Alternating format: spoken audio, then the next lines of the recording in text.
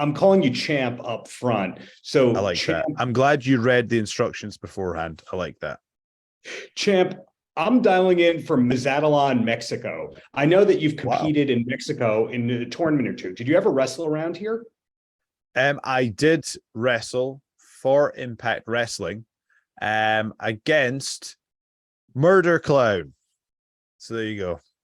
For Impact Wrestling. And I was put through a table and never seen again until now. But here we are. We won't talk about that. Well, you mentioned Impact Wrestling champion. Would you say it's top career highlight or top 3 career highlights to be digital media champion of Impact? 100%, man. It's like this is literally, in the same way, say his name and he appears. You ask for an opportunity. There you go, sir. So yeah, it still hasn't fully sunk in yet. It's awesome. Like I'm loving it. It's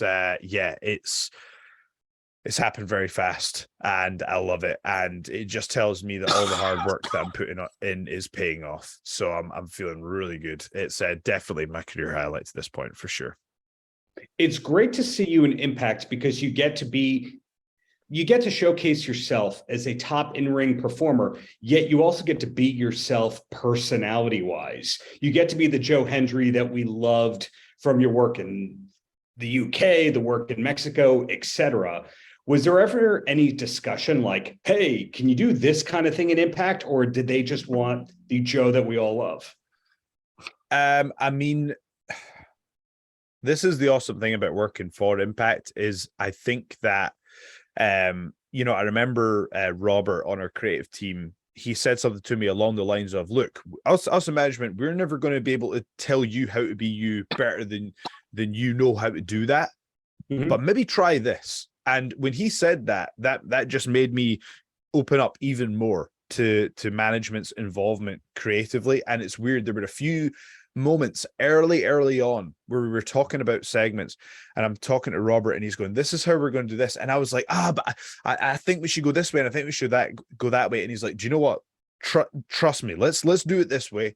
And I have to say the Impact way was better. And I hadn't really felt like I'd experienced that before. So I was in this spot where I realized that, wait, actually, I'm in a true collaboration here where I feel like the collaboration is greater than the sum of the parts separately. So I feel I'm absolutely loving it when I get to work.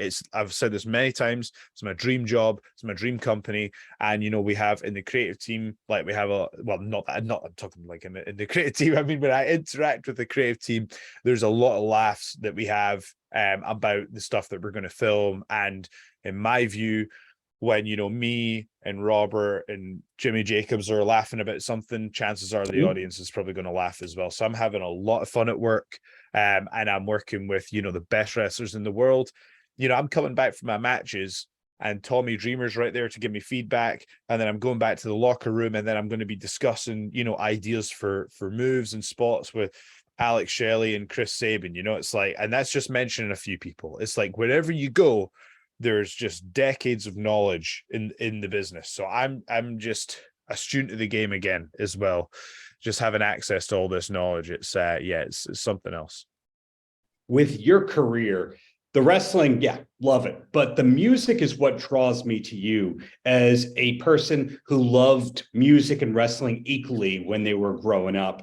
And looking at the work you did with Lost in Audio, your influences were Springsteen and Jeff Buckley, all these great artists that the average wrestling fan may not realize is in you. Who are your music peers in Impact?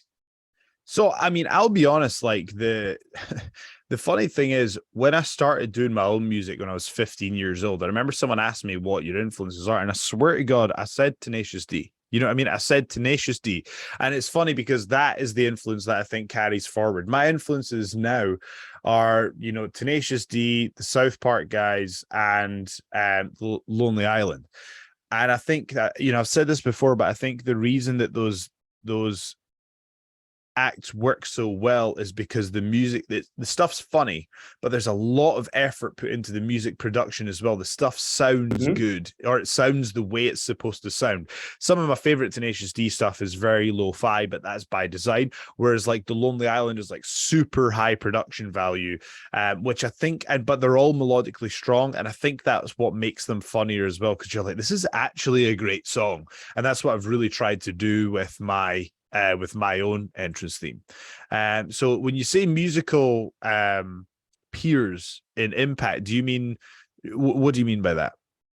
Behind the scenes, the people that you can say, hey, did you hear the new album by blank? Like they're on the same. Okay, sure. Music. Right. Well, do you know Eric Young is the most well-versed musical historian, I would say, that professional wrestling has right now. Yep. If you want to know about music, check out Eric Young's Instagram. He posts new releases almost on a daily basis. His knowledge and interest in music is something else. Frankie Kazarian's up there as well. And then when it comes to your performances with the music that you tracked, are you doing all the instruments? I ask that because some people, they can do guitar, bass, keyboard, but they can't do the drum programming or the drums. Yeah. So with my entrance music, for example, what I did is I did a rough demo. So what I'll do is I will program the drum, I will program the bass drum and the snare with sometimes some hi-hat if appropriate, or a few textures or whatever. I'll do so the beat will be ready before we go to the studio. I will, in the demo, I will have tracked the guitars, I will have tracked the bass, I've tracked the solo. And what I did is I actually went to a studio in Glasgow and recorded the vocals before I went to the person I work with on the songs. And then what I do is I take those raw elements. So all the music's written, the beat is tracked, the vocals are done, and it's like, right, you're the production guy, let's produce these songs. And then what we'll do is we'll start picking snare drums, we'll start picking bass drums, we will probably retrack the guitars through different digital amps and things like that. I basically recorded that song. I did the vocals in a studio in Glasgow, but we tracked the guitars and the bass, the final versions in my friend's bedroom, but he'll have done some of the textures, but I mean, just for speed, sometimes I'll go, oh, on the strings, I want you to go do, do, do, do, do, do, do, do, do, and he'll be like programming it as I'm saying that, because he's so goddamn fast at it. And that's how we can basically turn that song out like super fast. Like everything we do is super fast, because it's I don't know how to pronounce his name properly. The dude from Linkin Park, I think it's Mike Shinoda. He says that basically if he has someone engineering for him, they have to they have to be able to program faster than him. And they have to be able to program as fast as he can output, So that's kind of my philosophy on it as well. So I will write everything.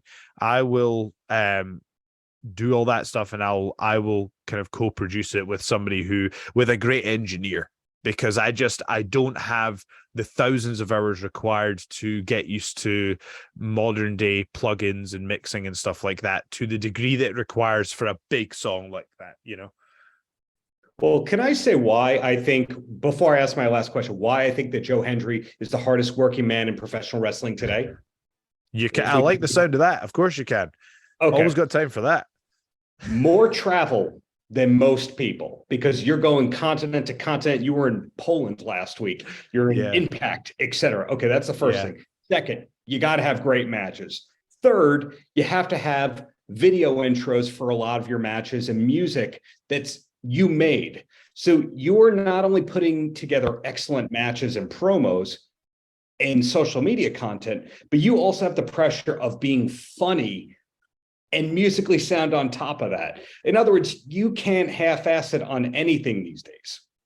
You know what? When you put it like that, I am pretty great. So I really thought about it like that, but I mean, you make a good point. You make a solid argument. I've had so there was a period there where I had 10 flights in 10 days, but I'll tell you, man, there's a few things more beautiful than watching those air miles rack up.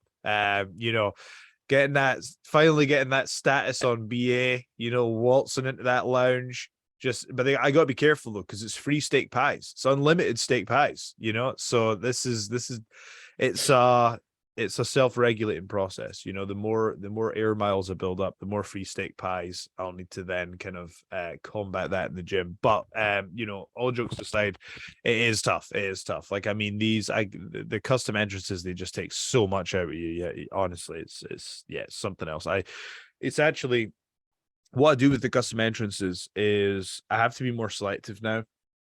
You just can't do them for every indie date. You just can't, because it's like, I've had times where you'll put in, you know, 20, 30 hours or whatever it is into getting this just right. And then, you know, it won't be filmed properly, or it won't be edited properly, or it'll be, you know, there'll be something and you'll be going, so it's like, now I really only do it in select places where I know the production is going to be awesome, you know. And I mean, the thing is, the awesome thing about Impact, obviously, is it's world-class production. So actually, that's kind of like that, you don't have those worries. You know, everything's going to be shot to like a world-class level. But it's when you do, you know, I do some of the entrances at indies, for example, it's like, I don't want to put my heart and soul into something if it's not going to be like captured, you know, in the way that it should be captured. So I am more selective with that nowadays. I'm probably doing, you know, 1 to 2 custom entrances a month. I'd love to be able to bring that to Impact in some way if possible, but it's got to be the right way, and it's got to make sense, and it's got to be for the right reasons. So, but I'm very excited about the future. But yeah, I've been working hard, but you know, that hard work has paid off. It really has. Absolutely. My last question before I let you go. So many of my favorite bands of all time are from Scotland. Yeah. My favorite Scottish band of all time, just me, is Teenage Fan Club. Who's yours? Right. I would probably say probably Biffy Clyro, actually. I would say so. You got taste. Well, Joe, I'm looking forward to whatever's to come from you in the near future, and best of luck with everything in and out of the ring, man. Thank you so much. And before we go, I do just want to let everyone know about our live events, if that's possible. So we've got some awesome stuff coming up next week. We've got, we're in the Dodge City Centre in Pembroke Pines, Fort Lauderdale. We've got Winter Warfare. That's Friday and Saturday, December 9th and 10th. And again, tickets at impactwrestling.com. And then we've got the Hard to Kill pay-per-view, which is Friday the 13th at Center Stage in Atlanta, which is one of my favorite venues, one of my favorite cities. It's got huge history for wrestling in that venue. I absolutely love it. You're not going to want to miss that. It's the pay-per-view is on the 13th and the Fallout is on the 14th. And we all know that sometimes the Fallout can be often the Fallout is just as exciting, sometimes even more exciting. So you got to get tickets for both days. So head over to impactwrestling.com, get your tickets. We are, in my opinion, putting on the best pro wrestling product on television right now. That was my opinion before I got here. It's my opinion now. So do what I say. Go get the tickets. Watch the show. You remain hard to kill, Joe Hendry. Thank you for your time, man. All right. Thanks. Paltrocast.